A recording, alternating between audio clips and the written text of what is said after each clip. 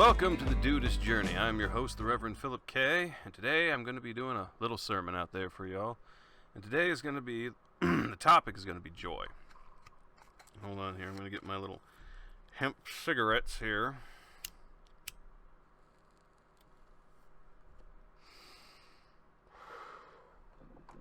Don't mind if I smoke, do you? Alright, so just a few things real quick, just so people know. My name is Phillip K. I'm an artist and author, learning to do computer programming at the moment, and I'm just a dude. I'm a reverend in the Church of the Latter-day Dude, and Dudeism is philosophy. It's not a religion, just in case anyone gets confused. I know I tend to quote people from religions, but it's not what you think. I'm not trying to preach to anybody. I'm just a dude going through this journey of life, riding the ride, and just trying to figure out what to do along the way. So I don't really cater to any specific religion. I try to look at all religions. Let's look at all the faiths. Let's look at all these beliefs. And I guarantee you're going to find some similarities, believe it or not. So the reason I started doing this podcast was that my little brother, Jake, died of a drug overdose in 2020. And it's been real difficult on me, my family, and everyone. And I've been writing these sermons to kind of help me through the depression and the suffering and the misery and the pain. And so, which is why today we're talking about joy. Joy! So that's what I'm trying to kind of figure out here, because, I got a wife, I got kids. I can't be sitting depressed, crawling into a bottle or nothing. I gotta keep moving. Stuff's got to get done, man. The world ain't gonna stop for me. I got to keep moving. So, when we look at philosophy, when we look at life and everything, when we look at joy, we have to kind of understand about what that is. Now, we can go all the way back to Aristotle, who once said that joy is the ultimate goal at which all humans aim. And yeah, I could kind of see that. I mean, for the most of us, right? I mean, that's all we want. Live in a peaceful house, peaceful neighborhood, peaceful folks. We're not asking for too much. Hold on, I got a fan going on here that's really loud. I'm gonna see if I can just turn it off real quick. Oh my god. Okay, I think that's. Oh, I'm bumping stuff here.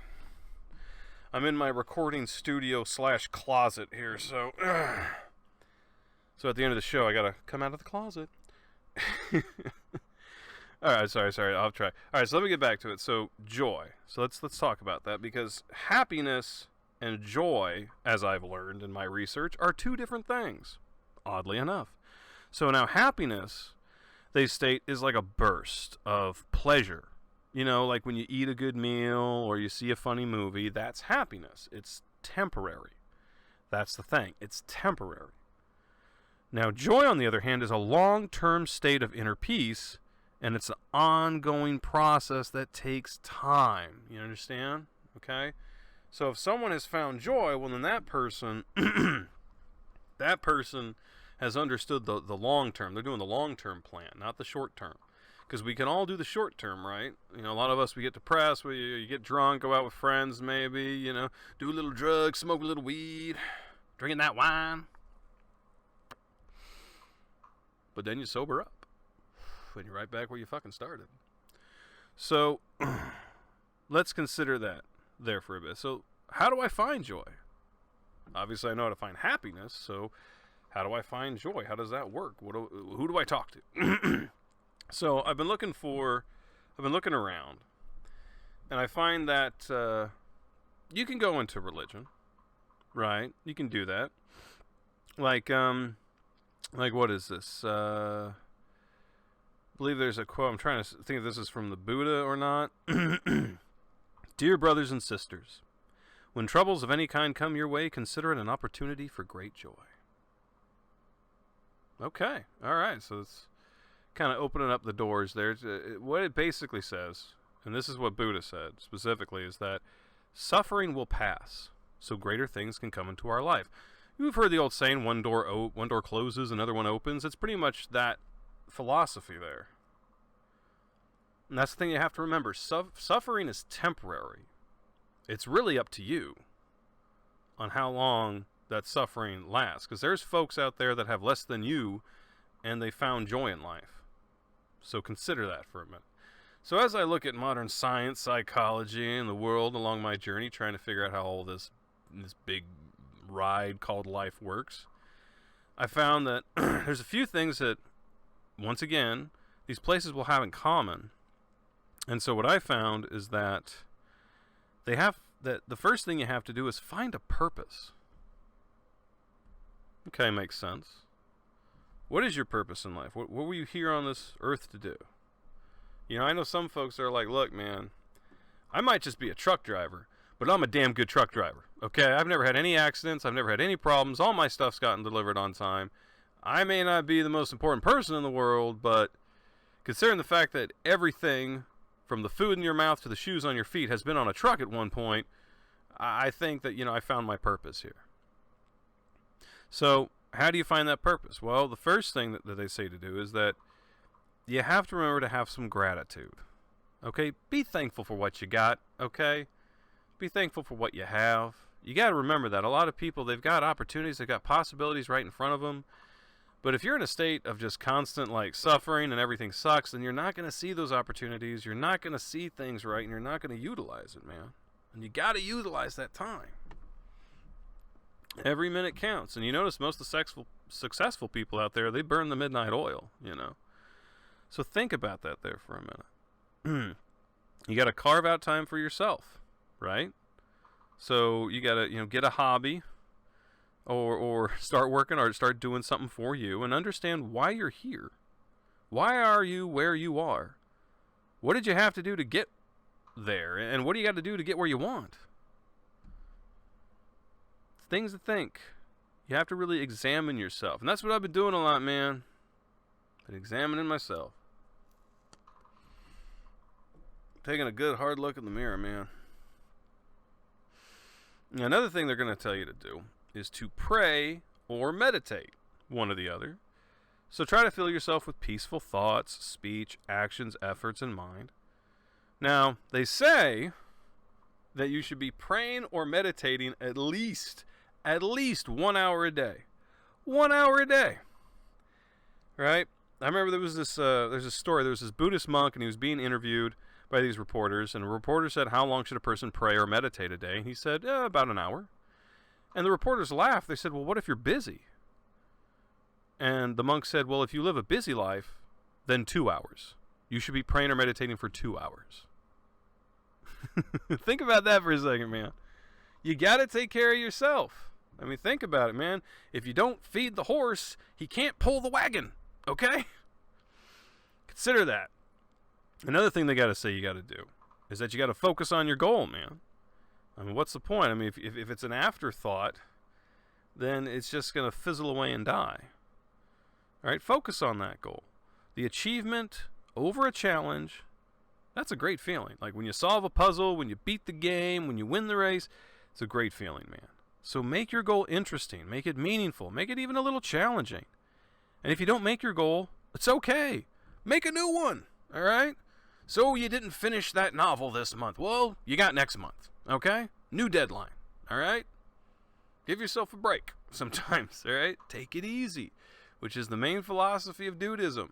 Take it easy, okay? Think with a calm mind, you'll get stuff done. The other thing people got to understand is that you got to live in the now, man, all right?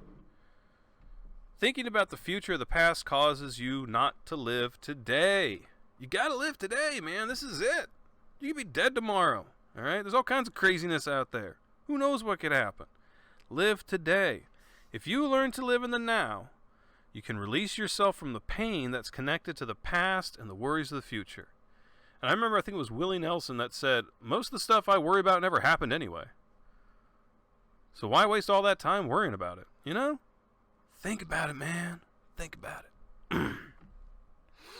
Another thing you got to do, and I talked about this in my last podcast on forgiveness, and that is that you got to let things go. Let go of the past, man. It happened. It's done. What are you going to do today? You know what I'm saying? Negative experiences, they create barriers from accessing the joy that you could be feeling today. If you're still thinking about how pissed you are about somebody who wronged you in the past, then how are you going to enjoy today with your kids or with your friends or with your family? How are you going to enjoy it if you're ticked off? You got to forgive. Forgiveness is more for you than for the other person. You don't even have to tell the person you forgave them. You don't.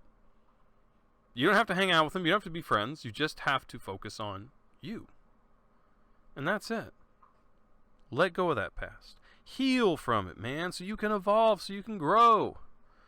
You gotta clear out the history, you know, clear your mind of the negative thoughts and those negative feelings, man. Just flush it out, delete. Do yourself a defrag, man, on your own mind. It's not a bad idea. And the thing that you got to do during this is you got to control your thoughts. Control your world. You can seek a counselor if you have to, man. But we all know that to be angry is very uncool. It's very uncool. I mean, no one likes to hang out with people that are angry because they're freaking angry all the time.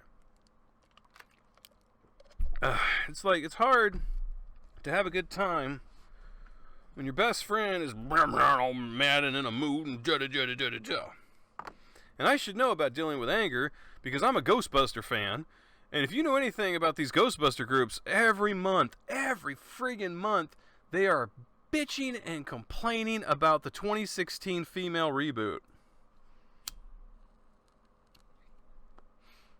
I'm serious. It's almost like every Ghostbuster fan with a small dick has got like once a month gets his period and then has to go and bitch and whine on some fucking message board somewhere, some Twitter feed or some news feed or whatever.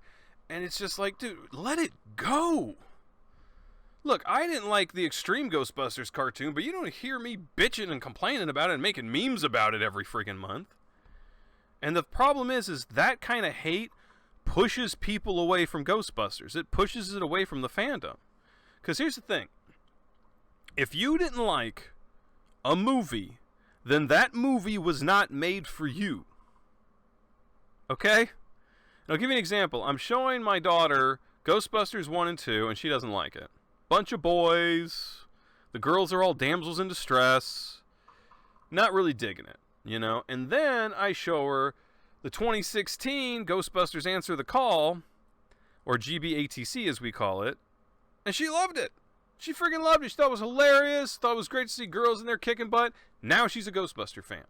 She's got a Ghostbuster costume. She got all the Ghostbuster action figures. Me and her were Ghostbusters for Halloween.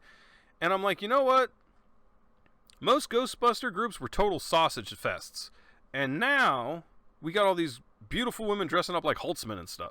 It helped grow the fandom, and a lot of kids really loved the movie. And regardless of what you might think, it made its money back. It made over $100 million from its budget.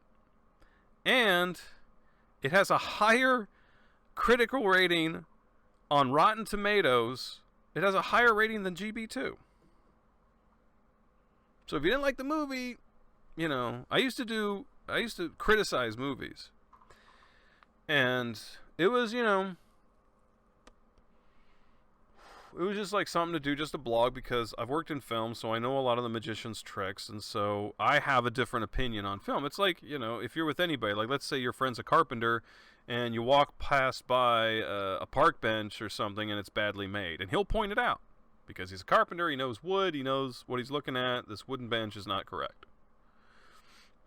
And so it's the same way with me with movies. It's like I learned the magician's trick, so now when I go to the magic show, I'm not amazed anymore. I know where the other rope is. I know where the bird and the rabbit are hidden. I know the trick. I know the magic. So it kind of loses it, you know.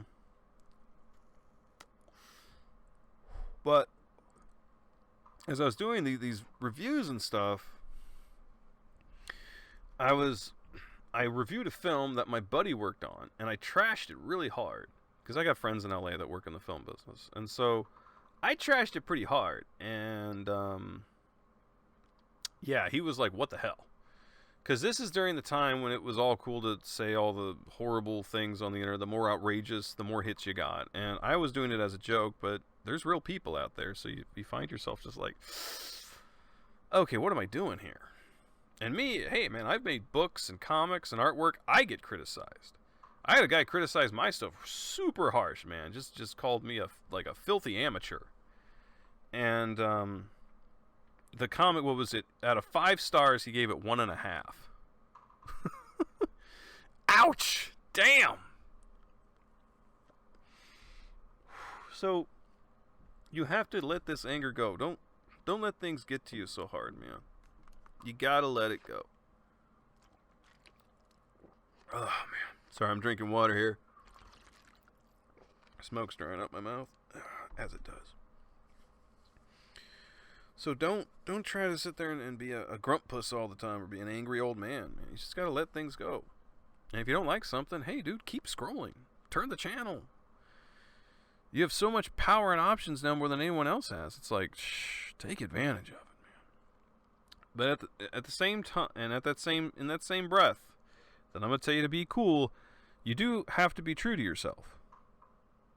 Okay, and this is a big question that I kind of ask people. Are you living to please others? Are you living to please yourself? There has to be kind of a balance. Because, once again, if you're not taking care of yourself, you can't do what you do, okay? If mama bird don't eat, then the baby birds don't eat, okay? Mama's got to eat. And so you have to think, like, are you living genuinely the way you want to be? You have to be in your organic state that is most comfortable if you want to go forward, man. And a lot of us, sometimes we don't do that, do we? We're sitting here and we're working that crappy job or sticking with this and sticking with that when there's opportunities and possibilities all around. We live in the age of the internet, man. Kids are making money just doing stupid videos on YouTube. I know I had a YouTube channel. I had millions of views on it, but I had to take it down because my wife got this job with the government and blah, blah, blah. Long story short, but that's what happened. So now I'm starting anew. But you have to kind of, if you're in a constant state of pain, you got to get away from that pain, from that chaos.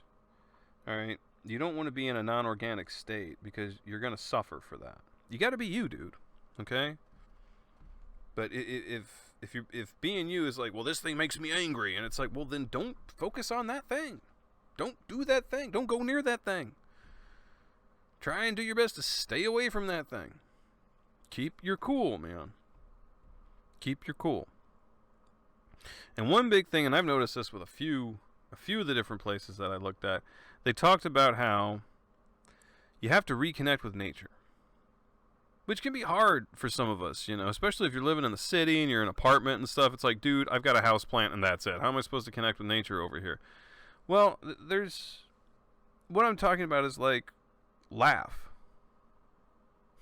Just laugh more. Hang out with those positive people that help you feel better and help you get that urge to succeed, because if you tend to hang out with folks that complain all the time, that doesn't really help you, because they're just dragging you down into their hole and their misery. What you got to do is show how them to be probably in a more positive way about it. Like, I have friends, and they'll talk about, like, politics or something. They'll get all up, blah, blah, blah, blah, this politician, and blah, blah, blah, blah, blah, blah, blah. And I'm like, okay, I understand you're upset there and everything, but, this complaining ain't going to do anything. You want to change, run for office. Write to all your Congress people and your representatives and whatnot. Make your voice heard. And I always tell them, run for office. A lot of these places, you don't need much. Okay? It's not like you need a 4-year degree to become an alderman. All right? Get out there and do it yourself, man.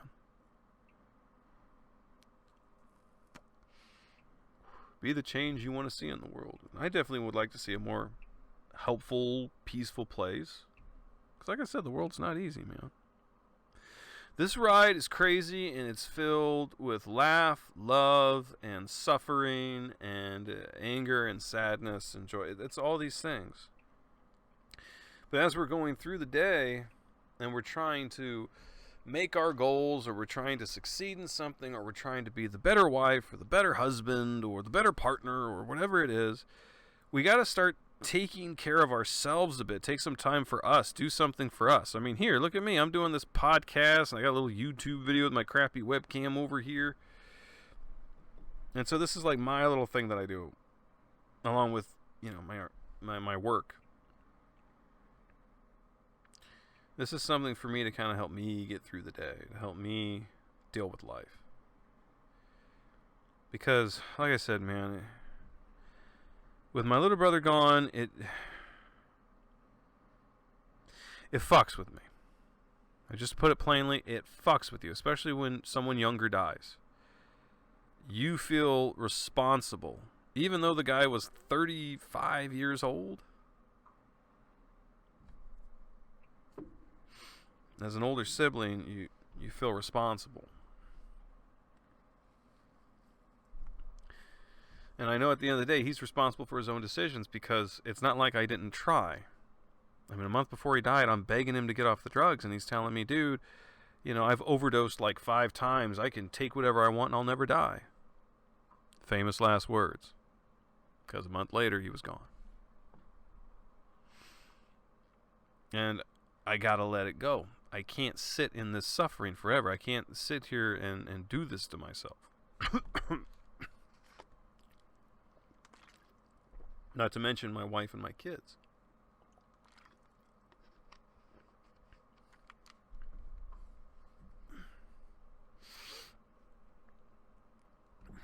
And so I've got to do a few things that can help me reconnect. And like I said, with like reconnecting with nature, you don't exactly necessarily have to, you know, plant a garden or grow your own food, but you can just step outside and enjoy the air. I mean, you know, I'm out here in Texas, and I gotta tell you, I have seen some of the most beautiful skylines. If you ever catch me on Instagram, which is Phillip K writer, like a person who writes something down, like I do books, I'm a writer. Well, I also write code. So that's why I put writer as opposed to author. But if you go to Phillip K Writer on Instagram, you'll see some pictures I got up there of these beautiful skylines in Texas. I live out in the country, and it's just gorgeous. I mean, you just step outside in the morning, and it's like, wow. And that helps me reconnect and remind me that, you know what, this is the only planet we got. I mean, I know that the government admitted that there's aliens, and there's aliens out there on their planets, but, you know, they haven't exactly come down and quite talked to us yet. It's usually just, you know, rectal exams.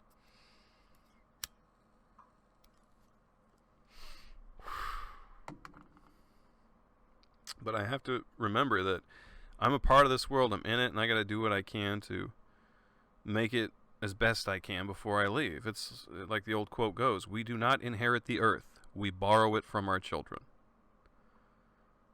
So what are you leaving behind for your kids? What are you leaving behind for everybody else? Because one thing I try to tell people is like, look, man, if you die tomorrow, what are people going to say about you? What was your big contribution to the earth? My little brother, he was a really talented musician, a really talented bass player, but he didn't record anything. And if anything was recorded, it's been lost. His purpose, I believe, was to make music. And unfortunately, as most professional musicians will tell you, it doesn't pay the bills, man. I know a lot of guys in bands, they go on tour, they sell albums, and they still got to clock in on a 9 to 5. But what they're doing brings them joy, it brings others joy, reconnects them with people, reconnects them with life and nature and all that good stuff. Finding your purpose, man, finding the joy. Now, I know we all say food tastes great, but free food tastes better. But if you got real joy, if you found the real joy in life, then every meal is going to taste like a free meal, if you know what I mean. So, all right, now this is the part in the show where I like to give 5 minutes of silent prayer or meditation time. We'll just take this 5 minutes to reflect. Think about it. How do you get joy? What are you going to do to get joy? What are you going to do for you? What are you going to do to make your life all worth it and enjoy this ride and make this ride of life the most of it, you know? Let's do 5 minutes right now.